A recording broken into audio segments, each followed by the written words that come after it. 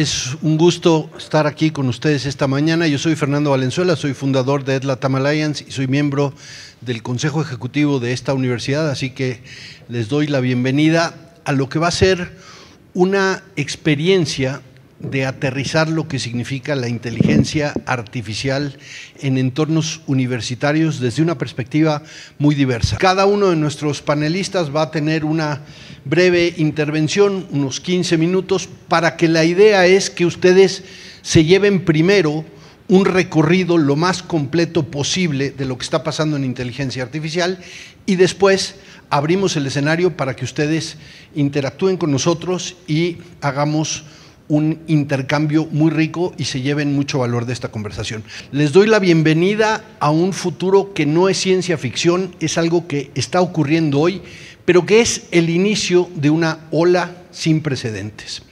Nosotros tenemos una responsabilidad enorme. Somos esta generación que nos corresponde lidiar el cambio entre la educación del pasado y la del futuro. Somos esta generación que tiene que experimentar, diagnosticar y aprovechar los beneficios de esta tecnología, no para traer tecnología al aula, sino para preparar a las nuevas generaciones a un entorno digital sin precedentes. Y con esa responsabilidad entonces tenemos que dar unos pasos muy concretos, pero sobre todo muy rápidos. Este es simplemente un ejemplo de lo que está pasando en los desarrolladores de software en los Estados Unidos. Todos ustedes y nosotros vivimos durante quizás la última década esta enorme necesidad donde nos decían hay que saber programar, hay que desarrollar la capacidad de cómputo, de programación, los bootcamps, y de pronto aparece la inteligencia artificial y empieza a superar la capacidad humana de programación. Y así es como están cayendo las profesiones de programadores en los Estados Unidos. Se empieza a establecer esta nueva brecha entre quienes usamos la inteligencia artificial todos los días y quienes aún están esperando a ver si sale la versión de inteligencia artificial que no se equivoca, que es 100% ética y que nos va a permitir interactuar con la solución. No hay una sola solución en inteligencia artificial. Hoy, hace apenas un par de días, surgió la noticia donde OpenAI, que ha sido probablemente la más conocida, levantó la ronda de inversión más grande de la historia de las inversiones en tecnología. Más de 6 billones de dólares. Una evaluación de cientos de billones de dólares. Viene entonces una inversión, viene talento, viene capital, pero también viene un nuevo software y un nuevo hardware al cual no estamos preparados. Las computadoras de hoy van a mejorar no 25 o 30%, van a mejorar 500% su desempeño. No sabemos hasta dónde va a poder llegar. Entonces imaginen ustedes miles y miles de billones de dólares que están entrando a este terreno, nuevas capacidades de software, nuevas capacidades de hardware, y nosotros en educación tenemos que saber cómo integrar esto. Yo a lo largo de mi carrera me di cuenta que la gente que entiende de educación, de pedagogía, le cuesta mucho trabajo entender tecnología. Y a la gente de tecnología le cuesta mucho trabajo ver cómo su tecnología entra en la educación. Se tiene que establecer un puente. Pero no termina ahí, porque también hay que repensar los espacios físicos, las inversiones. A partir de este momento, la tecnología habla nuestro idioma. Y entonces, ¿qué tenemos que hacer? Saber conversar, saber preguntar mejores preguntas, saber interactuar. Esto no es como Google, donde uno hace una pregunta y te da una respuesta. Esto es una conversación que se enriquece con diferentes puntos de vista, con diferentes contextos, con diferente profundidad. Esa es la forma de usar inteligencia artificial. Esta es una muestra. Hemos seguido el mismo prompt pidiéndole a una de las inteligencias artificiales, la que hace imagen, que nos muestre exactamente lo mismo, una enfermera. Y cada 4 o 5 meses las mejoras son increíbles. Ya de pronto no sabemos si esto lo construyó una tecnología o es una persona. La inteligencia artificial va a tocar los viajes, el entretenimiento, el deporte, todas las expectativas. Entonces no estamos en un entorno cerrado donde hay una inteligencia artificial para la educación. La inteligencia artificial va a trastocar todo lo que nosotros hacemos. Cuando esto empezó, empezaron a hacer una serie de proyecciones hacia el futuro de cuándo la inteligencia artificial podría superar no solo al ser humano promedio, sino a la suma de toda la humanidad, de todo el conocimiento humano. Y se tiraban las proyecciones en el 2030, cuando estas capacidades, conforme va saliendo un producto, va saliendo una nueva solución, eso se anticipa. Hoy estamos pensando que esto va a ser en el 2027. Está a la vuelta de la esquina. Lo que parece un desafío que era de ciencia ficción se nos está acercando. Y entonces la reflexión para los entornos universitarios es que el aprendizaje no es responder un examen. El aprendizaje es cognitivo, social y emocional, cuando menos al mismo tiempo. Y no ocurre en un solo entorno. Y esos son los desafíos a los que nos vamos a enfrentar. La inteligencia artificial en las empresas la están tomando como si fuera un empleado más. Alguien lo hacen, le dan la bienvenida a la empresa y al mismo tiempo le dan la bienvenida a la inteligencia artificial que lo va a acompañar o la va a acompañar en esa empresa. Y el modelo que yo pongo con esta imagen es que nosotros pensamos que la inteligencia artificial está aquí para facilitarnos el camino, para trabajar menos, para que los estudiantes le pregunten al ChatGPT y respondan un ensayo. Pensamos que es la escalera eléctrica que nos simplifica la vida. Todos nosotros vamos a tener tareas que le deberíamos estar designando a la inteligencia artificial desde ya. Y eso para elevar nuestra humanidad, para complementar nuestra humanidad. Tenemos que configurarnos en hombre, mujer y máquina permanentemente, pero el objetivo es elevar y complementar nuestra humanidad y no simplemente simplificar las tareas. Para esto nosotros hicimos un currículum, un modelo educativo que implica, y es mucho de lo que se vive en esta universidad, es un modelo centrado en el aprendizaje activo, en romper el rol pasivo de los estudiantes y acompañarlo de los entornos sociales, emocionales, de visualizar y diseñar futuros, de hacer evaluaciones distintas a un examen, de evaluar cuando el aprendizaje ocurre. Pero hoy todo esto se puede potenciar y personalizar con la inteligencia artificial. De todo esto vamos a estar hablando, vamos a preguntarnos por qué los medios de comunicación ahora están sacando versiones de los medios que nos enseñan a hacernos mejores preguntas, o por qué nos están sacando nuevas conversaciones éticas. Así que con eso arrancamos esta conversación. La idea es que interactuemos y que compartamos con cada uno de ustedes. Así que le doy la palabra a Rafa Torrijos. Yo soy Rafa, como les decía, yo soy el cofundador de Humanity.ai. Si os dais cuenta, la AI que está arriba como exponenciando a la humanidad. Ese es nuestro objetivo. No es la IA por la IA, sino la IA para potenciar a la humanidad. ¿De acuerdo? Dejad que os cuente un poco cómo han transcurrido estos últimos años de mi vida. El 30 de noviembre, coincidentemente con mi cumpleaños, se lanzó ChatGPT 3.5. A lo mejor muchos de vosotros os subisteis al barco en ese momento. ¿Quién se subió con el 3.5? Y empezasteis a chatear. 3 meses después, solamente 3 meses después, ya no nos esperamos un año. Esto no es como el iPhone, chicos. Aquí es 3 meses después, sacan una inteligencia artificial que es la misma, pero 5 veces superior. 3 meses después. Quiero recordaros que cuando lanzaron ChatGPT 3.5, en 5 días consiguieron 100 millones de usuarios.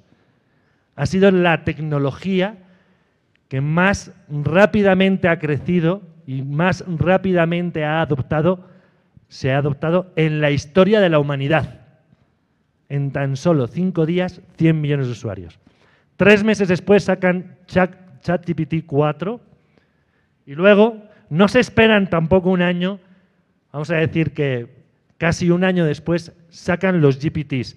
¿Alguien sabe lo que son los GPTs? Muy pocos. Me habéis engañado los que dijisteis que estabas en el nivel intermedio, ¿eh? ¿Sí? Los GPTs son como las apps para el teléfono celular, pues son esas apps que creamos con inteligencias artificiales. ¿Ok? En vez de llamarlos apps, las llamamos GPTs en el entorno de ChatGPT o asistentes. Entonces, un año después de que sacan ChatGPT 3.5, toda la comunidad de desarrolladores, entre las cuales me encuentro, tuvimos la oportunidad de empezar a crear nuestras propias aplicaciones, nuestros propios asistentes, utilizando ChatGPT. ¿Qué os parece eso? Está bien, ¿no? Y podíamos crear asistentes para absolutamente todo, ¿no? Luego os contaré algunos muy divertidos. Pasa un año y pico y sacan ChatGPT 4o. 4o, la O del 4o significa... ay, Dios mío, se me ha ido la palabra. Pero lo que nos están dando es la posibilidad de que interactuemos con voz, con imágenes, con hojas de cálculo, ¿no? ¿Sí?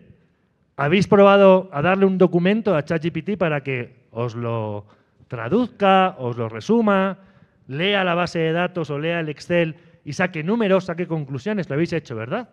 La omnicanalidad, esa es la O de la 4O, la omnicanalidad. Entonces ahora ya podemos jugar con la IA como nos dé la gana, con texto, con imágenes, con voz, con... ¿Habéis probado el modelo de voz avanzado de ChatGPT que salió la semana pasada, que lo abrieron al público? Yo voy en el coche por las mañanas en el tráfico y voy hablando con él. Oye, ChatGPT, hoy voy a hacer esto, ¿qué se te ocurre que podemos hacer? Y él me va contestando por los altavoces del coche. Rafa, estupenda idea, pues podríamos hacer esto, esto y esto otro, ¿no? Y voy charlando como si estuviera teniendo una junta por teléfono en el camino de dejar a mi hijo al colegio. Esto es alucinante. Fijaos en eso. Hace tan solo, ¿qué será? ¿Un mes? Hace un mes sacan ChatGPT O1 Preview, que es el modelo de ChatGPT que ahora empieza a razonar. Ya no contesta rápidamente, ahora se para a pensar. Porque la inteligencia artificial es como ese becario, ¿verdad? Cuando llega un becario a tu empresa, a una de mis empresas, y llega, Rafa, ¿qué hago? Y yo, pues haz esto. Y se va y regresa en 5 minutos y dice, ya he terminado. Ya he terminado. Y yo, pero ¿cómo has podido terminar? Si esto es un trabajo que a mí me llevaría 2 días hacer. ¿Cómo has terminado en 5 minutos? Porque el becario es así. El becario cree, como mi hijo de 16, que lo sabe todo, ¿verdad? Que lo va a utilizar todo y se cree que en 5 minutos va a resolver el problema. Entonces, cuando se lo corrijo y se lo doy de vuelta, digo, mira, tienes que hacer todas estas cosas que no has hecho. Anda, vete y hazlo. El tío se va corriendo, pero regresa a los 10 minutos, ya ha terminado. Así era ChatGPT antes. Pero ahora ChatGPT piensa. Y piensa con una cosa que llamamos chain of thought, que es como la cadena de pensamiento. Se para y piensa. Y piensa en todas las posibles alternativas. Eso es ChatGPT 1o Preview. Salió hace un mes. Y hacia allá vamos, hacia la inteligencia artificial que razona. ¿Os habéis fijado en el tamaño de los cerebritos? ¿Qué curva está describiendo esos cerebritos? ¿Cómo se le llama esa curva? Exponencial, ¿verdad? Cada vez son más grandes, cada vez son, ¿no?, más inteligentes, cada vez razonan mejor. No sabemos cuál va a ser la siguiente inteligencia artificial que va a salir. ChatGPT 5, ChatGPT Next, no sabemos cómo se llama. Pero lo que sí sabemos es que esto no va a parar. Y cada vez va a ser más exponencial. ¿Os dais cuenta? Lo estamos viendo. Llevamos solamente 2 años. No, pero Rafa, la inteligencia artificial lleva trabajando desde los años 50. Sí, es verdad. Pero el boom ha sido solamente hace 2 años. ¿Verdad que sí? Vale. Entonces, fijaros. No solamente está ChatGPT. Hay otras muchas empresas, no solamente está OpenAI, mejor dicho. Hay muchas otras empresas que se están dedicando a desarrollar el mundo de la inteligencia artificial. Cuando pensamos en la inteligencia artificial, inmediatamente pensamos en una sola de ellas, OpenAI. Pero hay muchísimas. Y aquí solamente estoy listando las 5 o las 6 más importantes. Las 2 últimas son plataformas open source. Significa que nos están regalando la inteligencia artificial para que hagamos con ella lo que queramos. La podemos instalar en nuestra máquina y podemos proteger la información y podemos trabajar con todo eso como nos dé la gana. Los chicos buenos y los chicos malos también pueden hacer eso. Por eso es tan peligroso que caigan en manos malas de gente mala, ¿vale? Y pensamos que solamente hacen texto, pero sin embargo lo que hacen son un montón de cosas. Imagen, texto, video, voz, ¿no? Podemos crear avatares digitales. ¿Y qué tal? Os voy a dejar un ratito para que le toméis la buena foto ahí, ¿vale? A toda esa... No pensamos en una sola, lo que hacemos es pensar en cómo conjugamos un montón de inteligencias artificiales. Aquí estoy poniendo las más comunes de inteligencia artificial generativa, las que más usamos, de las que más se habla, pero hay un montón. Hay una página que se llama thereisanaIforthat.com, que si queréis buscar en esa página decís, quiero una inteligencia artificial que haga esto, y existe, ¿vale? Hay miles de inteligencias artificiales. ¿Y qué tal si os dijera que el vídeo que habéis visto al principio, es en el que salía yo, está completamente hecho con inteligencia artificial? La portada es una imagen creada con Midjourney. Para crear el guión hemos utilizado, por supuesto, a ChatGPT. Le hemos dicho, oye, vamos a hacer una charla, haz un guión para crear un vídeo, ¿verdad? La voz es una voz clonada, no es mi voz. Ya sé que se oía como mi voz, pero no era mi voz. Es un text-to-speech. Y utiliza mi voz clonada para ponerle el sonido al vídeo. ¿Ok? Hemos utilizado Eleven Labs. Luego esa voz la hemos pasado por Adobe Podcast para que se oiga como si yo estuviera en un estudio de sonido, ¿verdad? Así, bien, ¿no? Que se escuchará pro, ¿no? ¿Vale? Y luego le hemos puesto todos los vídeos que aparecían en el medio, ¿verdad? Todos esos videitos. Le hemos pedido a Capwin que diga, oye, relléname este vídeo con videitos. Y lo ha rellenado solito. ¿Ok? Y le ha puesto subtítulos. Y la persona que aparece en el vídeo no soy yo. Es mi gemelo digital, al que tiene acceso mi equipo. Entonces, chicos, necesito hacer un vídeo porque tengo que dar una charla. Utilicen a mi gemelo digital, utilicen mi voz clonada y hagan un vídeo de mí hablando en un vídeo. Y ya no tengo que ponerme nunca, jamás delante de una cámara. Y puedo hacer todos los vídeos que yo quiera. ¿Os dais cuenta de esto? Vale. Y ahora la pregunta es, ¿cuántos de ustedes tienen Netflix? Levantad la mano. Muchos, casi todos. ¿Cuántos de ustedes tienen Amazon Prime? Casi todos, otra vez. 2 plataformas, ¿eh? ¿Cuántos de ustedes tienen Max? Bueno, ya ahí empiezan a caer algunos. Vale, venga, pero casi todos también. ¿Y cuántos de ustedes tienen Disney Plus? ¿Y cuántos de ustedes tienen la versión de pago de ChatGPT?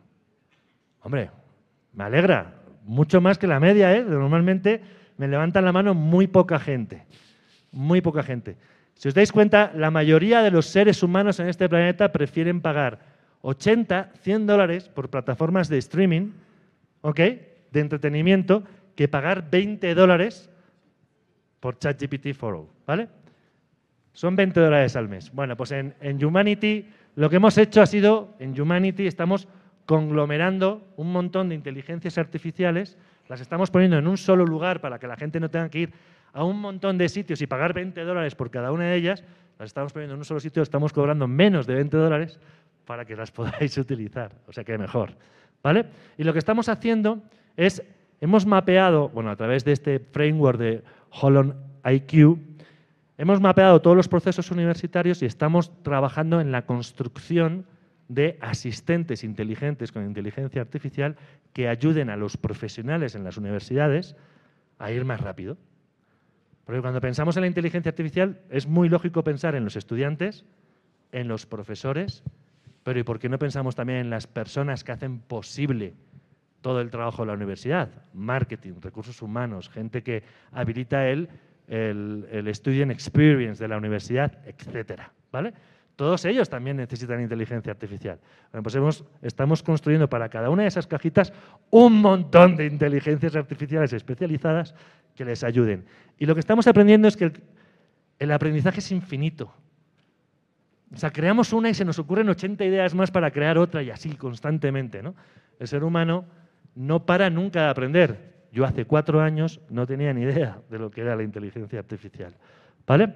Y eso es Youmanity, una plataforma llena de asistentes digitales que ayudan en tareas muy específicas, a precios asequibles, a todo el mundo con las mejores inteligencias artificiales integradas y que llevan de la mano a los profesionales universitarios a realizar las tareas diarias, ¿vale? Bueno, con esto termino. A nosotros nos cuesta mucho entender la exponencialidad. Estamos en nuestro día a día viéndonos los pies, así, como si estuviéramos en la orilla de la playa viendo cómo nuestros pies se hunden en la tierra mientras nos da la agüita, ¿verdad? ¿Sí? El día a día no nos deja entender lo que es la exponencialidad, pero la exponencialidad se ve más o menos así. Así es la exponencialidad. El ser humano, en 10.000 años de humanidad, avanzó eso que veis ahí. Solamente en el siglo pasado avanzamos eso que está ahí y en el siglo XXI eso es lo que vamos a avanzar. Nos encontramos ahí, en la inteligencia artificial generativa, es donde estamos hoy.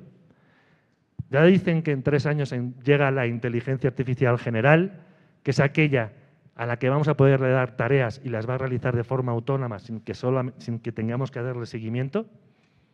Oye, haz esto otro, tal, y de forma autónoma todos los días se le va a levantar a hacer eso que tú dices. Y luego estamos muy cerquita también de la superinteligencia, que es la que ya no va a necesitar ni siquiera que el ser humano le dé instrucciones. Ella misma se va a recomponer, ella misma se va a autoprontear y ella misma va a mejorar día a día para que el ser humano viva mejor. ¿O no? O a lo mejor llega Skynet y ahí se acaba todo, ¿vale? Bueno, las cosas se van a poner muy interesantes muy rápido y el único consejo que tengo para daros es que hay que comenzar ya. Y entonces seguimos redondeando estas diferentes visiones y Gaby nos va a dar ahora un recorrido por una parte mucho más de infraestructura, ciberseguridad y los componentes que nos terminen de llevar a integrar una visión completa de inteligencia artificial. Gracias, Fer. Buen día. ¿Ahí me escuchan bien? Perfecto. Primera pregunta o primer prompt para ustedes. ¿Cuál es la pregunta más bonita que les han hecho? Piénsenla. Ya que la tengan, mano arriba. Perfecto. No es un ejercicio tan rápido. Bueno, ya la mayoría. Bueno, cortaré el tiempo aquí. Pero seguramente la pregunta que eligieron siempre habló de ustedes. ¿Qué quiere decir eso? Que a menos que me hayan contestado o haya pensado alguien que cuando les preguntaron en qué año Cristóbal Colón llegó a América ha sido lo más bonito que les han preguntado, pues entonces mi ejercicio no va. ¿Qué quiero decirles con esto? Que sí, vivimos en el universo de las nuevas e infinitas posibilidades. ¿Qué quiere decir esto? Que vamos a ver una mezcla entre lo que son ustedes o lo que somos nosotros con lo que nos han presentado en diferentes plataformas de inteligencia artificial. Voy a presentar un ejercicio que me gusta mucho de siempre, y es un sencillo caso, y es el sencillo caso del columpio en el árbol. ¿Qué quiere decir esto? Tenemos un cliente que nos explica cómo quiere un columpio. Metemos en N cantidad de inteligencias artificiales, que ya vimos aquí un menú interesante de cómo hacerlo, y así se lo explicamos al jefe del proyecto. Entonces nos va a entregar algo así.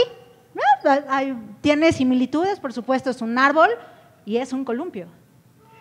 Metemos una inteligencia artificial adicional y así lo va a diseñar nuestro analista, ¿no? ¿Siguen los mismos casos? Sí, es un árbol y un columpio. ¿Qué pasa cuando llegamos con el programador? Pues es un árbol y un columpio. Si alguien ve ahí algo distinto, pues dígame. Siguiente caso, el de Merca. El de Merca le va a poner un sol, un asiento increíble, pero es un árbol y un columpio. Y al final, esto es lo que necesitaba nuestro cliente. Quiero que vean muy bien la primera y la última imagen, porque los dos hablan del cliente. Lo primero es cómo te lo explica y lo último es qué es lo que necesita. ¿Qué quiero decirles con esto? Que las personas nunca sabemos lo que necesitamos. Y ahí está la magia de muchas de las cosas profesionales que podemos hacer, tanto en las universidades como en los centros de trabajo. Esta frase me encanta, es de Henry Ford, cuando hizo su modelo T. Los caballos todavía estaban en las calles, por eso las esquinas de algunas calles tienden a ser redondas. No es obra del Espíritu Santo, eso pasaba porque así se permitía que los caballos se vieran. Hoy tenemos pues esquinas cuadradas, pero lo que él dice es que si a él le hubieran preguntado en ese momento qué querían las personas, seguramente le hubieran dicho que querían caballos más rápidos o más potentes. ¿Y qué hizo? Pues un modelo de motor de combustión interna. Ahora, ¿las personas necesitamos caballos o automóviles? La verdad es que no. En todo este tiempo, lo que buscamos es justamente movilidad para algo, y es para conectar. En el momento en que nosotros nos podemos conectar, es porque nos movemos, ¿sale? Me gusta mucho esta parte de ir investigando la inteligencia artificial por cómo ha ido evolucionando el pensamiento en la historia. Algo muy importante, y por eso inicié con esta pregunta, es lo que a ustedes les parece más bonito. Cuando nos metemos a la filosofía, lo que vemos es que alguien en 1965, en este caso Good, lo que dijo es, bueno, hay una hipótesis donde se va a hacer una máquina ultra inteligente. Esta máquina ultra inteligente pues puede ser que haga actividades intelectuales, que puede diseñar incluso máquinas mejores. ¿Qué quiere decir esto? Que una vez que tengamos esa máquina ultra inteligente, lo que nos comentaban por aquí, es lo último increíble que el hombre va a inventar jamás, ¿no? Entonces, eso es muy fuerte. Y nos vamos a 1993 con algo que se dijo como singularidad tecnológica. En el 93, fíjense, 30 años, decían que tendríamos los medios tecnológicos para generar inteligencia suprahumana y poco después la era humana terminará. Eso es muy fuerte, o sea, hoy prácticamente estamos 30 años después y yo no veo ninguna era humana terminada, tanto que aquí puedo tocar y hablar y pues nos estamos comunicando, ¿no? Sí, la doctora Saif nos visitó desde Estados Unidos y nos conecta. ¿Tuvo que haber tomado un caballo, un avión, un algo? No, necesitábamos conectar. Ahí está el job to be done de la movilidad. ¿Qué tenemos después? Fíjense, aquí en esta gráfica veníamos desde el año 2000 hasta el año 2040, en donde en el año 2000 teníamos una inteligencia que nos permitía hacer poquitas cosas. Bueno, voy a ser tu asistente.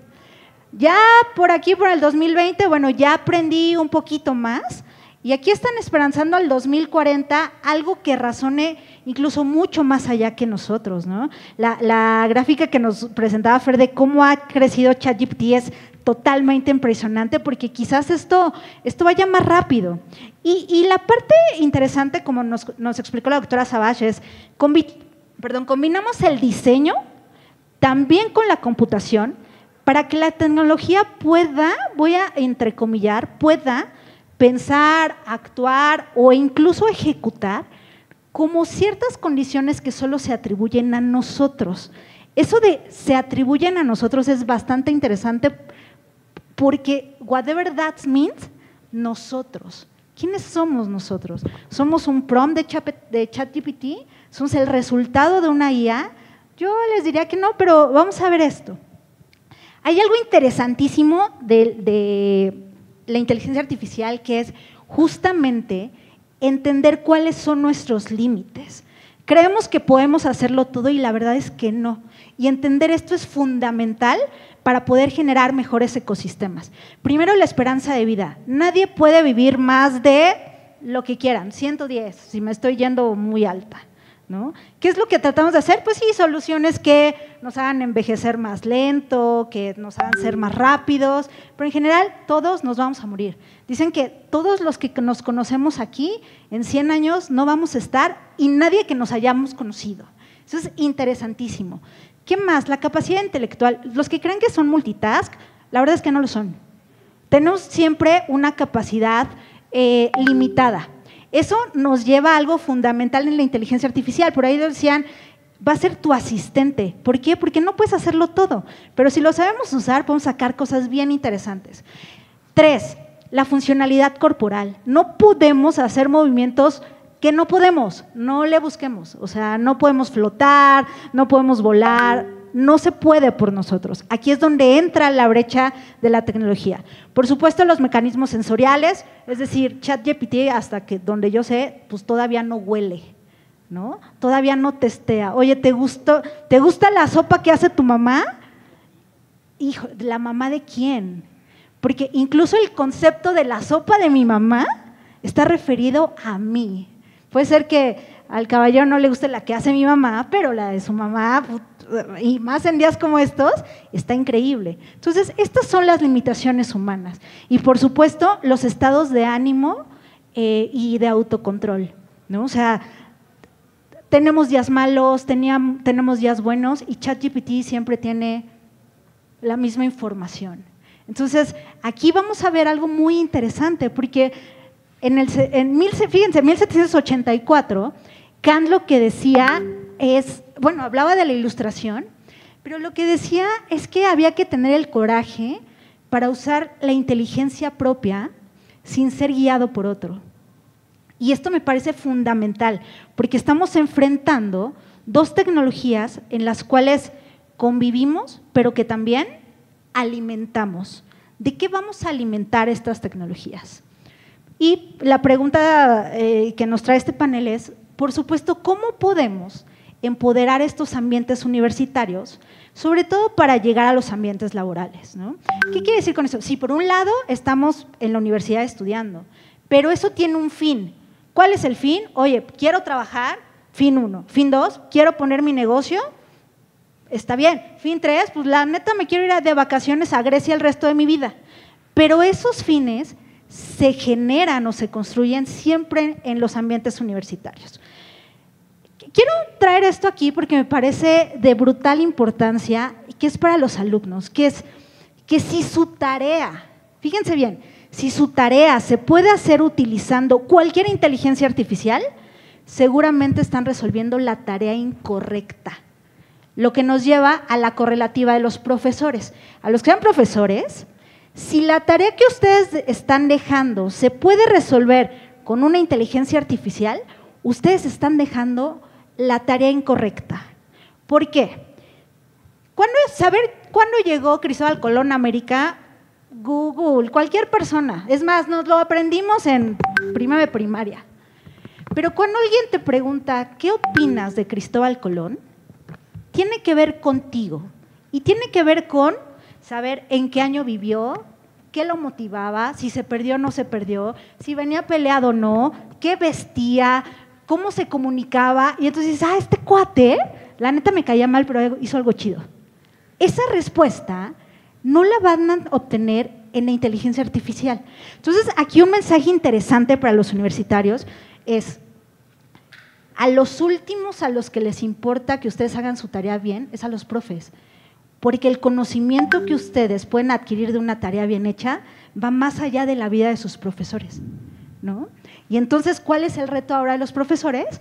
Pues que podamos generar preguntas que generen casos de uso que tengan que ver con el estudiante.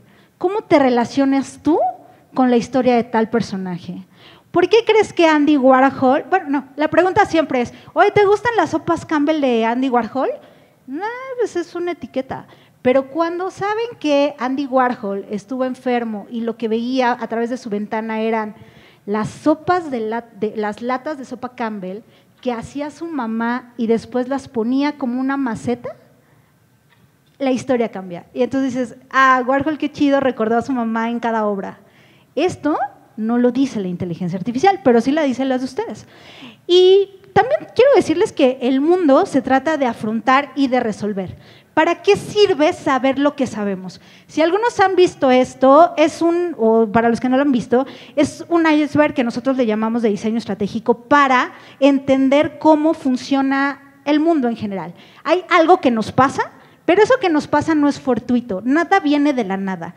Lo que pasa tiene que ver con los patrones que hemos acumulado todo el tiempo. Pero estos patrones tienen que ver con una relación entre los patrones y eventos que nos han enseñado nuestras familias, nuestras sociedades, nuestro país, nuestra escuela. Y por último, ¿cuáles son los valores y creencias que están modelando nuestros sistemas? En el diseño estratégico lo que hicimos es que siempre vamos a modelar o a diseñar sobre las estructuras sistémicas. ¿Por qué? Porque en el momento en que ustedes puedan interferir en la estructura sistémica, pueden, por ende, inferir en los patrones y, por último, en los eventos. ¿Por qué es importante entender esto? Porque allá afuera, en el mundo laboral, vamos a resolver problemas, pero no todos los problemas se pueden resolver. Quiero presentarles esta gráfica muy rápida que habla de la complejidad de resolver un problema respecto a quién le importa resolverlo. Hay 4 tipos de problemas. El primero es el más fácil. Tengo sueño, pues duérmete. A nadie le importa que yo tenga sueño, solo a mí. Entonces, los stakeholders son muy pocos. Oye, pensemos en la hambruna. ¿A cuántas personas les interesa resolver el tema de la escasez de comida? A muchas. ¿Qué tan complejo es? Un montononón de complejo. Y hay problemas que se resuelven cuando una cantidad de stakeholders general o múltiples partes interesadas están adentro del problema, el problema tiene límites y ese problema puede ser resuelto. Algo que me gusta mucho de esta gráfica es la definición de wicked problem. Tenemos que entender que en los problemas, cuando son muy difíciles de resolver y mucha gente está interesada, cada solución que le encontremos va a generar un nuevo problema. Por eso se llama wicked problem, porque nada va a ser resuelto 100%. Y esa es como la mentalidad que debemos tener. Saib lo decía, oye, ChatGPT puede tener errores, claro. Todo en la vida tiene errores. Lo que tenemos que encontrar es algo que se llama, y que en la industria hacemos mucho, riesgo.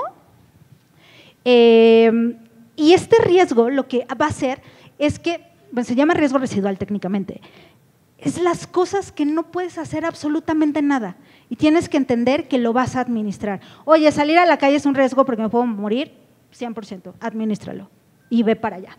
¿Sale? Entonces, el talento en el mundo laboral es definir ese problema, que ustedes puedan llegar a sus trabajos o a sus negocios sabiendo definir cuál es exactamente el problema. Lo vimos entre el árbol y el columpio. Lo que tú explicaste con problema no era tu necesidad era otra y a veces ni siquiera tú la sabes.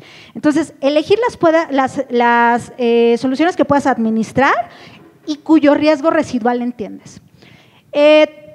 Voy a hablar muy rápido de lo que yo hago. Yo hago la planeación de seguridad física para el Banco Central del Estado mexicano. ¿Qué es lo que tenemos que hacer? Les voy a poner un ejemplo muy rápido. Nosotros tenemos ya cámaras que pueden detectar personas. Yo guardo tu rostro y te digo, quiero que me des todo el track de esta persona por todos los lugares donde se movió. Entonces, puedo tener aplicaciones muy grandes donde puedo decir, esa mochila, cualquier lugar donde se ponga esa mochila, quiero que me digas. Entonces, pues ya nuestras cámaras lo hacen. No tengo ningún problema con reconocimiento. Yo puedo saber cómo te llamas cuando entras a mi edificio. Yo puedo saber si alguien se está brincando la barda. Si esta es mi barda, puedo poner en una cámara una línea imaginaria aquí y en el momento en que alguien, llámese ratón, perro, cacomistler, ratero, la pase, a mí me avisa en mis cámaras. Entonces, cuando yo me doy cuenta antes de que llegue aquí, la inteligencia artificial, que esto que vemos es algo que se llama videoanalítica. La videoanalítica ya puede hacer eso. La videoanalítica ya te la venden prácticamente, no en cualquier lado, pero sí es algo asequible. ¿Qué quiero decir con esto? Suponiendo que nosotros queremos proteger esta universidad y compramos este tipo de cámaras, ¿qué necesito? Primero, algo con qué hacerlo. Ustedes me dicen, oye, ingeniera, ¿con qué vamos a proteger esto? Pues cómprense unas cámaras. Fregoncísimo.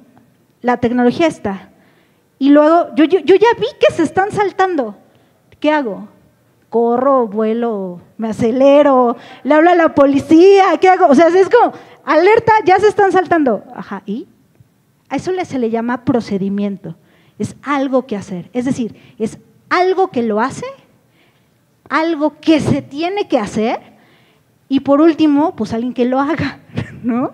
Porque si no tienen estas tres cosas, el triángulo de la seguridad no existe. ¿Por qué traigo esto que es muy técnico a una parte que es muy general? En el momento en que entendemos que una sola cosa no funciona, entendemos muy bien los ecosistemas. Entonces, el objetivo es conseguir que un ecosistema funcione. Por supuesto, el objetivo de allá afuera, de los empleadores, es que cada empleado se pueda empoderar con las herramientas de tecnología para que formen ecosistemas. Es decir, no van a ser todo el sistema, van a ser una partecita. Ahora, esa partecita, ¿cómo se va a comportar? O va a generar inteligencia artificial o va a ser el usuario de la inteligencia artificial. Entonces, también hay que delimitar muy bien para qué la queremos. Ustedes son los profesores, son los estudiantes, son los de Merca, son los dueños de la universidad. ¿Qué son? Porque en el momento en que empiecen a pensar como lo que son, ahí está el empoderamiento. Hacen una estrategia, hacen una táctica o al final hacen una operación. Quiero irme muy rápido a estas soft skills que son más valoradas en el mundo laboral y me parece bien interesante porque de vuelta, aunque tengamos inteligencia artificial, eso depende de ustedes. ¿Cuál es la primera? Sin duda, la comunicación efectiva. El ejemplo perfecto es el árbol y el columpio. Pues sí, un columpio en el árbol significa algo totalmente diferente para todos. ¿Qué más? La capacidad de negociación. Dicen que todos somos absolutamente lo que podemos negociar o lo que hemos negociado. Entonces, en la medida en que nosotros podamos hacer esta negociación bien, nos empoderamos. Puse algunos signos de ahí porque sin duda tenemos aplicaciones que nos pueden empoderar. Úsenlas. Ya Rafa les dio un menú interesante de cómo usarlas. La toma de decisiones, sin duda la capacidad de aprendizaje, los temas de colaboración. Mi amiga Pau dice que el futuro es colaborativo y yo estoy más que convencida de ello. La flexibilidad, siempre les van a decir que algo está mal. Aprendan a recibir los nos. La tolerancia a la frustración es basiquísima. Un proyecto no va a estar bien a la primera ni a la segunda y maybe a la tercera tampoco. Por supuesto, la autorregulación que tiene que ver con ustedes, cómo responden a un problema. Lloran, se empoderan, se entristecen, se salen, etcétera. Y por último, el pensamiento sistémico. Sin el pensamiento sistémico es poco probable que los ecosistemas jalen. Y algo importante que a mí me gusta mucho decir es que siempre contratamos por actitud. Cuando ustedes llegan a una entrevista, puede ser que no sepan mucho, pero si tienen buena actitud, pueden conseguir un trabajo. Pero despedimos por aptitud, es decir, porque ahí ya tuvieron que haber aprendido. Y si no lo aprenden, ahí sí ya el problema no tiene que ver con la universidad. Por último, hacks laborales, fallar rápido, fallar barato, las ideas no generan ningún valor. Este me gusta mucho del nunca digas no me toca, porque siempre los jefes cuando repartimos bonos, aumentos, puestos, siempre nos acordamos de los que nos dijeron no me toca y yo siempre digo tienes razón, no te toca, esto no te toca, ¿no? Entonces es una correlativa muy bonita, construir puentes, aprender a recibir los nos y por supuesto si pueden entrenen su cerebro, bajen una app de lógica, resuelvan muchos ejercicios de lógica porque a los que somos ingenieros nos cuesta menos trabajo entender los problemas sistémicos o complejos porque hicimos muchas matemáticas y las matemáticas hacen que tu cerebro se flexibilice y al flexibilizar ustedes pueden hacer mejores prompts, mejores respuestas y mejores análisis. La forma más fácil es en una aplicación resuelvan puzzles y está facilísimo. Nunca les van a pagar por lo que saben, sino por lo que hacen con aquello que saben y por lo que deciden. Me voy a saltar esta que está padrísima, pero ya voy sobre el tiempo. Los retos. La IA sin duda está cambiando el mundo. No hay políticas ni legislaturas claras, esto es un hecho. Vamos a cambiar las fuentes de empleo. Algunos dicen que van a desaparecer trabajos, yo estoy totalmente en contra, yo creo que solo van a evolucionar. Vulneramos la seguridad por temas de ciberseguridad, ¿no? La cara de Rafa ya está ahí en un servidor en la India o en no sé en dónde, generando algún otro contenido, ¿no? La capacidad de, esto es importantísimo, la capacidad de cómputo que requerimos para la IA, a veces es a veces es peor que matar un árbol en una hoja de papel. La cantidad de agua que estamos utilizando para enfriar los servidores de una IA cada vez más poderosa es brutal. La energía que se necesita para hacer funcionar eso es brutal. Estaba escuchando la vez pasada, véanlo, que hay investigación para poder llevar servidores a la luna, porque nos estamos pasando de la sobreexplotación de cosas. No es un servidor de procesamiento, únicamente de almacenamiento, pero es interesantísimo. Si les duele usar una hoja de papel porque van a matar un árbol, híjole, a mí me dolería más generar ya preguntando de qué color es mi saco, si es azul marino, Pantone 1, 2 o 3, ¿no? Por supuesto hay una dependencia tecnológica y la IA no es de nadie. Todo lo que creen es del mundo. Por supuesto, la equidad no está garantizada para todos los que no pueden tener esta IA a su alcance. Y el conflicto, por supuesto, ético, evoluciona, ¿no? ¿Qué nos llevamos? Sin duda, me gustaría que se llevan este pensamiento que no tienen la solución. Sin embargo, ustedes que están aquí tienen la ventaja y el gran privilegio de sí tener acceso a esto. Y sin duda, el empoderamiento más grande está en potencializar el pensamiento sistémico para generar las mejores preguntas, porque las respuestas siempre están en saber hacer las mejores preguntas. Muchas gracias a todos y perdón por el tiempo. Gracias, Gaby. Bueno, y entonces ahora este tema de la colaboración que tanto se ha reforzado, vamos a cerrar con la presentación de Rafa Estrada en la colaboración entre la inteligencia artificial y los docentes, la colaboración entre la inteligencia artificial y los estudiantes. Rafa. Muchas gracias, Fernando. Muchas gracias a todos. Yo tengo dos vocaciones de las que estoy seguro. La primera me di cuenta cuando tenía 19 años, estaba estudiando ingeniería y de repente me topé con un libro que se llama Educación como práctica de la libertad y fue un drama, porque me di cuenta que iba a ser maestro. O sea, me di cuenta que yo iba a ser profesor. Y fue horrible porque mis papás, todos son ingenieros, mis tíos son ingenieros, y decirle a mi papá que iba a renunciar a mi trabajo que ya tenía en la industria para ser profesor fue un drama tremendo. Pero me di cuenta que iba a ser maestro porque me gustaba la manera de relacionarme con el conocimiento y sentía placer cuando lograba que alguien entendiera lo que yo estaba diciendo y yo entendía mejor las cosas cuando alguien entendía. Entonces, primera vocación clara, ser profesor. Segunda vocación clara es ser papá, pero clarísima. Ser papá es una cosa que me di cuenta en cuanto tuve a mi hijo y nació, que había nacido para eso. Había nacido para tener a Romeo y a Bruno, que tienen 9 años, no 8, 9 años y 3 años. Con Romeo y con Bruno y con mis alumnos, que son una especie, mis estudiantes, que son una especie de hijos, me he dado cuenta de cosas impresionantes. Lo más impresionante que me he dado cuenta es que cuando alguien se relaciona de una manera particular con el saber, su vida cambia por completo. Aprende a pensar. Yo no digo tanto aprender a preguntar porque decimos muy fácil esto de que hay que hacer mejores preguntas, pero es imposible hacer mejores preguntas si no hay mejores pensamientos. La pregunta es una manifestación de una capacidad intelectiva que se relaciona con lo real. Y cuando se relaciona con lo real, me ayuda a entenderme a mí y a entender el entorno. Estaba un día acostado con Romeo, mi hijo, que tenía 7 años, y se acuesta al lado de mí y me dice, oye, papá, ¿de quién heredé el gusto por despertarme tarde? ¿De mi mamá o de ti? Y le digo, es que eso no se hereda, eso es como una preferencia, es como el chocolate. Me dice, entonces, ¿qué si se hereda?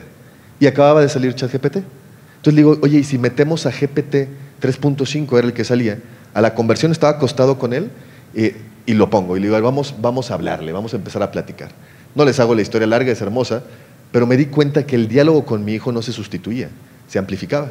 Empezamos hablando de qué sí se heredaba y qué no, qué era un gusto y qué no. Empezamos a hablar de genes recesivos y dominantes. Empezamos a hablar de Mendel y el experimento de los chícharos. Le hizo un test para ver si había entendido lo de los chícharos y los experimentos. Terminamos haciendo un cuento sobre la herencia y le puso una prueba para ver si el pelo lacio o los lóbulos de las orejas estaban relacionados con la herencia de quién. La historia, para mí, me voló la cabeza. Cuando al día siguiente me desperté, dijo, aquí hay algo que no es que vaya a reducir, decía muy bien Fer, el esfuerzo de trabajar. Va a ser algo nuevo que todavía no entiendo bien en qué puede acabar. ¿Han leído El Jardín de los Cerezos de Anton Chejov? Hay una escena donde ya por fin se vende El Jardín de los Cerezos y se oye un ruido en la obra de teatro. Dicen, algo como si una cuerda tensa se hubiera roto, es lo que se escuchó. Cuando yo descubrí la inteligencia artificial, me recordó El Jardín de los Cerezos. Me recordó la tensión de una cuerda que se había roto. Y no era que algo fuera a cambiar inmediatamente en mi vida. Era que mi relación con mi manera de aprender iba a transformarse por completo. Y yo creo que desde mi perspectiva educativa, la inteligencia artificial, lo llamaré un poco más adelante ya de manera técnica, es una epifanía tecnológica. No es que ya resuelva algo, que sí lo está resolviendo, pero su elemento más importante no es que me resuelva el aspecto inmediato. Su aspecto más importante es que me vislumbra un futuro que todavía no entiendo. Y ese futuro que todavía no entiendo implica un cambio de mi manera de relacionarme con las cosas. Es la visión de inteligencia artificial en educación. Adelante, la que sigue. No agarré la cosita esa. Gracias. Ahí está. Ya a mi vocación de profesor empieza a haber GPT y empiezo a hablar con maestros y me doy cuenta que hay profesores llenos de carga, muy ocupados, que diseñan muy rápido nuevas actividades con GPT y están muy orgullosos, porque aparte pagan la versión premium, ¿no? Y hacen actividades muy padres. Un alumno que está lleno de actividades y lleno de clases, muy ocupado, con muchas actividades, resuelve sin leer la actividad, se la mete a GPT, domina 2, 3 prompts ahí bien buenos y tiene GPT-O, entonces la respuesta es de un nivel de calidad increíble y la entrega. Y se la entrega al mismo profesor que sigue igual de cargado en actividades, que lo que hace es calificar la tarea del estudiante con GPT, con prompts excelentes, prompts buenísimos para evaluar, y sale una actividad bien pensada, bien calificada y bien hecha. Y nadie hizo nada. Eso es simulación. La simulación, de hecho en inteligencia artificial hay dos conceptos, ya a nivel filosófico, entre emulación e imitación, pero la simulación del proceso de pensamiento, aunque la salida sea la misma, aunque el output esté surgiendo en la actividad sea valioso, no implica que el proceso ha sido similar, no implica que el proceso ha sido emulado. Y esto yo creo, y esto lo digo así siempre directo, trae un riesgo enorme porque lo que puede producir es alienación. Puede producir una alienación tecnológica, donde dejamos de pensar para solamente empezar a repetir. Y por eso es que hay dos caminos frente a nosotros, que es lo que nosotros en Botley es la empresa de la que soy cofundador y también que la he desarrollado dentro del marco de la red de universidades Anáhuac. Siempre les digo a los profesores que utilizan Botley en sus clases, les digo, hay dos caminos frente a nosotros. El camino de la izquierda es válido y podemos utilizarlo, pero hay que tenerle cuidado. ¿Cuál es el camino de la izquierda? La inteligencia artificial sustituye mi esfuerzo. Está bien, lo dijo Fernando al principio, está bien. Hay que saber dónde utilizarla. Pero si uno cree que la inteligencia artificial solo sustituye tu esfuerzo, terminas quedando apocado. ¿Vieron la de Wall-E, como los gorditos que estaban arriba de las maquinitas? Terminas limitado en lo que tú eres. Y hay un problema de realización interna a nivel intelectual que se empieza a generar. Pero el segundo camino es entender que la inteligencia artificial no reduce el esfuerzo, sino amplifica la capacidad. Amplificar la capacidad en esta gráfica de Elevate y Amplify, amplificar la capacidad implica que el proceso de pensamiento interno se revoluciona y tu hijo se emociona hablando de chícharos antes de dormirse y quiere saber cómo se heredan las cosas. Y eso genera una nueva relación, genera una nueva manera de interpretarnos y pensarnos. Por eso propongo entender la innovación cuando hablamos de inteligencia artificial desde una perspectiva radical. Ya ven que hay muchas teorías, ¿no? Pero una perspectiva radical específica implica que es una transformación de la relación de la persona con los aspectos de la realidad. A mí lo que me interesa de la innovación no es que yo pueda hacer algo nuevo, de hecho me aburre estar intentando hacer algo nuevo todos los días. Lo que me gusta es cuando encuentro algo que me dice que mi relación con la realidad se va a transformar por completo. Eso implica una epifanía tecnológica. Hay ciertos avances tecnológicos que permiten vislumbrar que algo va a cambiar profundamente. Y esto pasa muy seguido. Pero el chiste no es saber, porque todo desarrollo tecnológico nos acelera, y decimos, ¿cómo lo implemento? ¿Cómo lo modifico? ¿Cómo lo incorporo? Es válido. Pero lo fundamental sería hacer un alto y pensar, ¿qué me dice esto de mi relación con el mundo? Y si hablamos de educación, estamos hablando, ¿qué me dice de esto de mi relación con el conocimiento? ¿Qué me dice esto de mi relación con el saber y con las demás personas que están vinculadas conmigo hacia el saber? La IA generativa a mí me produjo una epifanía tecnológica. Me conmovió. Es raro decir esto, pero me conmovió. Una vez estaba hablando ya cuando GPT tenía su estructura de dictado mucho más avanzada y estaba escribiendo artículos de investigación. Entonces estaba en el balcón del departamento dando vueltas y ya a mí me gusta dictarle a GPT 9 minutos de conversación. 9 minutos. Luego la gente me dice, es que un prompt eficiente. No es cierto. Háblenle 9 minutos y van a ver cómo te entiende perfecto. Entonces yo estaba hablándole 9 minutos a GPT, así, y luego me contradigo y digo no, y estaba explicando algo de filosofía de la ciencia, yo no lo entendía ni siquiera bien, ¿no? Acabé y dije, híjole, no sé si me expliqué, así le dije a GPT, híjole, no sé si me expliqué. Mandé mi mensaje, me puso, te entiendo perfecto. Y dije, ah. Después me parafraseó, dijo, sí, sí me entendió perfecto. Y me conmovió. Fíjense que lo que me produjo, todavía me acuerdo, y me conmovió. Dije, pobre de mi esposa. Lo que dije fue, qué conmovedor, que me sentí entendido por una inteligencia artificial que yo sé que no es una persona. Y sé que en sentido estricto filosófico no está pensando como pensamos los humanos, pero me está ayudando a pensar conmigo mismo. Y en ese proceso te das cuenta que la industria tradicionalmente asociada a nuestra relación con el conocimiento, que es la educación, va a ser la primera que se va a revolucionar. Y qué bueno, porque tiene siglos sin revolucionarse.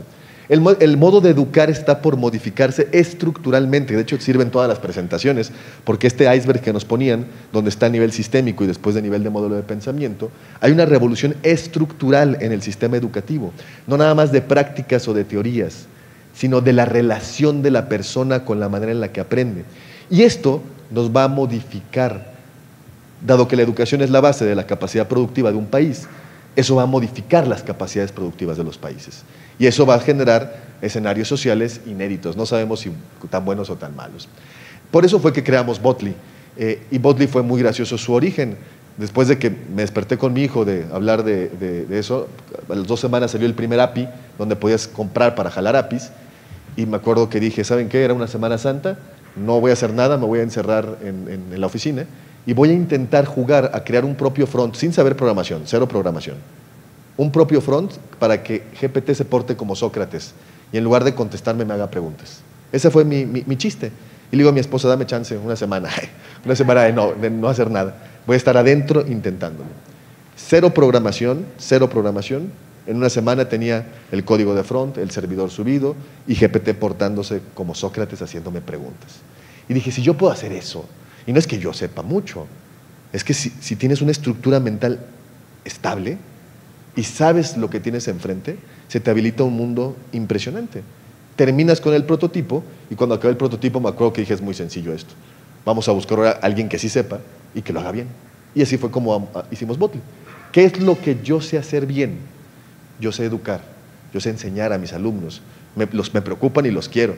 Y he entendido cómo piensan y sé cuándo les cuesta trabajo entender algo y puedo explicarles cosas difíciles de una manera que se enganchen y se emocionen. Yo quiero que Botly pueda acompañar al estudiante para que el diálogo que yo tuve con mi hijo en la cama se replique en las aulas. Y un profesor con un estudiante tenga un diálogo amplificado, tenga una relación con el conocimiento amplificada. Y por eso la idea de Botly es amplificar el potencial humano con Learning Partners. Learning Partners no son tutores digitales, no son chatbots que te dan respuestas. De hecho, yo estoy en contra, y cuando doy los talleres en las universidades, a que lo ocupen para hacer actividades. De lo que se trata es que Romeo, mi hijo, y yo hablemos de genética. De lo que se trata es que los profesores y los alumnos se emocionen hablando del pensamiento y del conocimiento que tiene 1000 aplicaciones prácticas.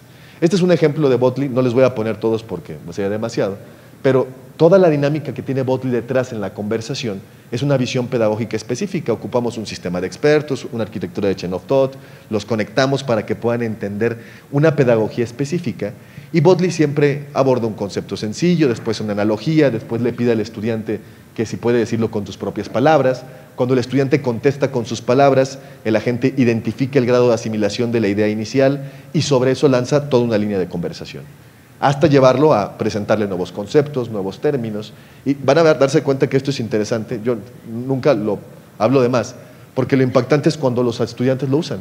Hay más de 3000 estudiantes en la red de Universidades Anáhuac, que son los primeros con los que he entrado, utilizándolo. Y lo interesante es que no tengo que convencer a las autoridades. El alumno lo usa un mes y se da cuenta que su relación con el saber se transforma. Porque se da cuenta que no se trata de que le haga tareas, sino que le ayuda a pensar. Y si tienes una buena estructura para ayudarte a pensar, todo se modifica. Y puedes seguir hablando sobre entropía y la gente sigue profundizando, le da un matiz pedagógico a los ejemplos, lo empieza a llevar a otros, se conecta a la biblioteca de la universidad, solo ocupa las referencias de la universidad para darle referencias, le propone experimentos, le propone casos aplicados, le enseñamos las bases pedagógicas de la educación. Botley no es una empresa de tecnología que quiere revolucionar la educación, es una empresa de educación que quiere aprovechar la tecnología. Es un paradigma completamente distinto, es un paradigma completamente diferente. Después el estudiante puede seguir hablando con todos los contenidos, pero se puede hacer preguntas. Tiene una etapa muy padre donde le puede hacer incluso que le ponga un examen. Aquí me lo va a brincar, ¿no? Porque puse demasiadas impresiones de pantalla, pero después de estudiar, esta es una conversación real de estudio, de repente le dice, oye, evalúame lo que he estudiado, y cambia la interfaz, le hace las preguntas y le acompaña pregunta por pregunta. No quiero un agente que te haga el examen para que después se lo pongas al alumno, ni quiero un cuestionario que el alumno repase. Quiero pregunta por pregunta que abran diálogos entre estudiantes, profesores e inteligencia artificial. ¿Qué es lo padre de esto? Que esto ya está implementado, esto no lo estamos inventando ahorita, sino que empezó hace un año.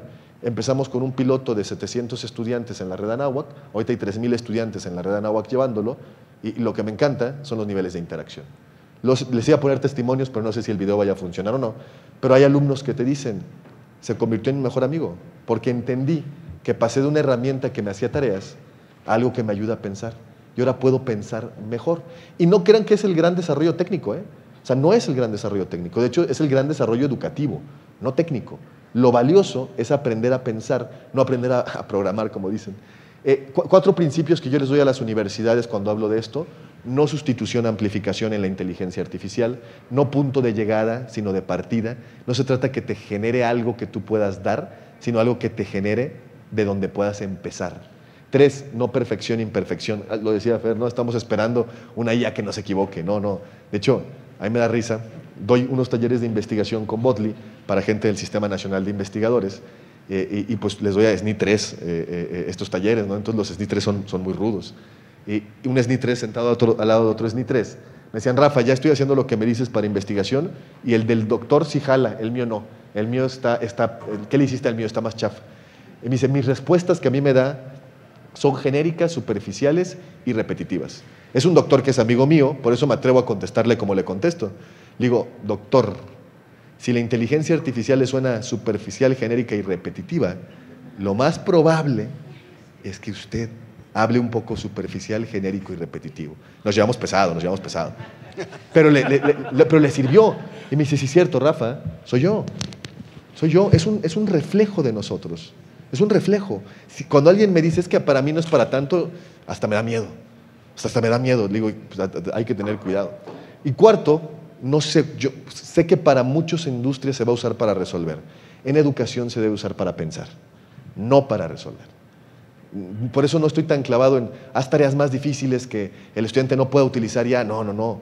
Hazlo parte de una dinámica interna de pensamiento donde la tarea sea lo menos importante, donde el criterio de entrega de un producto que va a ser evaluado para el estudiante sea solo una manifestación del entusiasmo que ha encontrado, como dice Baudelaire en su poesía, de haber ido a lo desconocido para encontrar lo nuevo.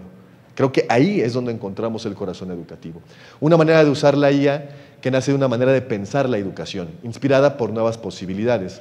No se trata de pensar qué funciones de la industria se pueden hacer ahora por la IA. No creo que sea el camino para la educación, de la industria educativa me refiero, sino de cómo se va a revolucionar el corazón de la industria desde una visión amplificada por la IA. Más de 3,000 estudiantes en las universidades de Anáhuac, y aquí venía el video que estaba muy bonito, una alumna, luego se los paso, que dice de una herramienta que me hace trabajos, una herramienta que me ayuda a aprender, que para mí es lo más valioso. No se vio definitivamente el video. Insights centrales para cerrar, la herramienta por sí sola no funciona, no esta, ninguna. De hecho, yo no soy un empresario, yo soy un maestro y un papá. No les dije que tenía vocación de empresario, ¿eh? Entonces mi vocación es de maestro y de papá. Las herramientas por sí solas no funcionan, el rol del profesor es vital. En el experimento que pasamos en la red de universidades de Anáhuac, mejores experiencias, mejores profesores. La IA se potencia con buenos maestros. Malos maestros, la IA es visto como que no sirve para nada. necesitamos un cambio de mindset, de herramienta a amplificador, y eso tienen que hacerlo los docentes. Primero, si no tienen este tipo de relación, les va a costar trabajo llevarla a sus estudiantes. Y tercero, ¿cómo me hago para atrás? Aquí. El uso de la IA es un diferenciador y hay que aprovecharlo. No tengo vocación de empresario, pero tengo que venderlo, ¿no? Entonces, tengo que decirles a las universidades que tienen que diferenciarse comercialmente. Tienen que decir y tienen que hacer explícito que tienen una estrategia de IA. No solamente están comprando herramientas a lo loco, tienen una estrategia concreta de IA. Y último insight valioso, las capacidades de la inteligencia se van a crecer y democratizar, ya lo vimos en todas las ponencias, va a ser algo que va a llegar a nosotros y tenemos un reto social, siempre cierro con este comentario, tenemos un reto social grande. El reto social que tenemos es que si las brechas actualmente en condiciones de marginación son graves en la educación, esto puede amplificarlas o disminuirlas. Por eso hemos estado planeando que la siguiente inversión que tenemos que hacer es tener los propios GPUs para correr los open source, para poder empezar a crear motores de inteligencia artificiales. Decíamos, OpenAI compite para ser el más grande del mundo. Nos gustaría ser el más pequeño del mundo. Nos gustaría ser el motor de inteligencia artificial entrenado con suficientes parámetros, pero especializado a que quepa en un celular, de cualquier tipo de celular, donde una comunidad que no tiene internet tenga ahí la estructura de un acompañamiento para potencializar las telesecundarias, o las escuelas rurales, o las comunidades donde no están llegando los beneficios educativos centrales. Es una oportunidad también no solo para democratizar un acceso, que mucha gente se clava en eso, sino para democratizar una manera de pensar que está en la naturaleza humana, que emana de lo que somos. Cualquier niño, donde quiera que nazca, podría ser el siguiente premio Nobel. Y el chiste es llegar a él con la mayor fuerza. Hablando con Rafa ahorita antes de empezar la conferencia, me platicaba de en qué escuela está su hijo y cómo lo está metiendo. Y yo mismo me escandalizo de mí, ¿no? Digo, oye, eres profesor y papá, y no te habías puesto a pensar que en cualquier escenario y de maneras muy particulares, un niño puede despertar al conocimiento de una manera que no es la tuya, que no es la que tú reflejas. Creo que la IA nos da una posibilidad de verdadera personalización, en contra de la individualización. Hay gente que se escandaliza, que me dice es que la IA lo que va a hacer es volvernos máquinas clavadas en los iPads. No se trata de individualizar. La personalización es comunitaria y exige la relación. Muchísimas gracias. Muchas gracias, Rafa. Lo que buscamos diseñar con este ejercicio, con Ale, con Pau, con todos los speakers, fue una ruta que nos haga reflexionar de la inteligencia artificial, pero para la educación. Así que abrimos unos minutos el micrófono por si alguien tiene comentarios, preguntas. Mi pregunta va más que nada destinada a usted, profesor. Me gustaría saber si me podría dar un par de consejos sobre cómo fue su proceso de pensamiento a la hora de crear su aplicación. Toda esa parte de encerrarse una semana, ¿no? Trabajarlo. ¿Cuál sería tal vez algún consejo, un to-do, para alguien que quiere probar hacer algo, o sea, no igual, pero similar? Muchas gracias. Emocionarse es el primero, o sea, sorprenderse. O sea, cuando ves la posibilidad de algo nuevo, te entusiasma y, bueno, esto es muy personal, es para mí. No me imagino yo que voy a hacer una empresa de la cual voy a generar un negocio. Lo que me imagino es, imagínate lo que esto puede cambiar en la relación con mis alumnos, y me acordé de mis alumnos de prepa, de cuando les daba clase en preparatoria. Entonces, entusiasmarme y creer que esto era algo valioso y que les iba a hacer bien a muchas personas, sin pensar demasiado en los medios que pudiera necesitar. El segundo, creo que es ahorita, especialmente en esta era y con la inteligencia artificial, ser extremadamente ambicioso. O sea, no decir, se me hace que no voy a poder. No, hablar con GPT y decirle, quiero hacer esto. Estructura muy bien para que pueda llevarte lejos. Y el tercero, que siempre lo recomiendo, leer mucho. O sea, lo que me he dado cuenta yo en las interacciones con estudiantes, y no leer para conocer cosas concretas, leer cuentos, novela, teatro, porque me he dado cuenta que las personas que mejor interactúan y pueden hacer mejores procesos de desarrollo utilizando inteligencia artificial son quienes han desarrollado un lenguaje suficientemente rico. Y quien desarrolla un lenguaje suficientemente rico es porque desarrolla un pensamiento suficientemente amplio. Y yo creo que el mejor método para obtener eso es literatura. Entonces, entusiasmarse profundamente, ser un poco impráctico. Fíjate qué raro, o sea, no ser demasiado práctico, esto cómo lo voy a vender. Entusiasmarse profundamente creo que es el central de todos. ¿A qué grado la inteligencia artificial nos va a permitir que la brecha educativa se cierre o que la brecha educativa se abra mucho más. ¿Y qué pasa con la educación pública? Yo sé que tenemos las herramientas para cerrarla, pero la pregunta es, ¿sí las vamos a poder aplicar? ¿Sí las vamos a poder, los maestros las van a poder amar, las van a poder entender? Creo que una buena contestación sería que nos toca a nosotros no preocuparnos, sino ocuparnos de cerrar las brechas. Entonces, no tomar una actitud de observador de afuera, de ver qué está pasando, sino de verte como un protagonista en que la brecha se disminuya, ¿no? Y qué puedes hacer desde tu cancha para poder disminuir esa brecha. La inteligencia artificial va a suceder, lo queramos o no lo queramos. Y vamos a tener 50.000 discusiones en el camino y, como usted bien indica, la inteligencia artificial no le van a importar nuestras discusiones, va a seguir acelerándose. Entonces, es importante tener esos debates, es importante tener esas discusiones, cómo hacemos para que sea equitativa, para que sea accesible a todo el mundo, para que los maestros estén educados, para que los alumnos sepan utilizarla más que para tener outputs, para aprender a razonar. Pero va a suceder lo queramos o no. Entonces, ¿cómo desde nuestra cancha podemos hacer algo para que suceda para el bien? Realmente es lo que nos mueve. O sea, lo que a mí me mueve no es generar una iniciativa que utilicen solo las universidades privadas. A mí lo que me mueve es pensar cuánta gente puede ahora educarse y enamorarse como yo me enamoré de Platón cuando tenía 17 años, y le va a cambiar eso la vida. Entonces, lo dijo Rafa, tenemos que hacerlo nosotros. Decía José Martí, ¿no? Ser culto para ser libre. Entonces, creo que es el llamado educativo auténtico en el que sea para todos. Y también me preocupa mucho la educación pública, pero mucho. O sea, creo que es fundamental entrar a un esquema de una estrategia de inteligencia artificial a nivel sistema educativo, público. Pero para eso vamos a tener que empezar a meternos pues en todos lados. Todas las soluciones que le entreguemos al tema de educación van a generar un nuevo problema, y a su vez esas soluciones a ese problema van a generar nuevos problemas. Yo creo que aquí vale mucho la pena establecer los límites de qué es lo que necesitamos hacer, cuáles son nuestras trincheras en donde sí tenemos injerencia, y sobre esa injerencia poder hacer algo. Entonces, me parece a mí que la brecha sí se va a hacer tan grande como los que tenemos acceso y el privilegio de tenerlo podamos estar adentro. Yo tengo que hacer el disclosure de que soy socio de los dos Rafas aquí, así que estamos haciendo cosas para tocar a las fundaciones y a los lugares donde los contextos sean más complicados, porque mientras más complicado es el contexto, más valor se puede hacer. Entender el contexto de educación y aplicar exponencialmente esto es la oportunidad y la responsabilidad que tenemos los que trabajamos en educación.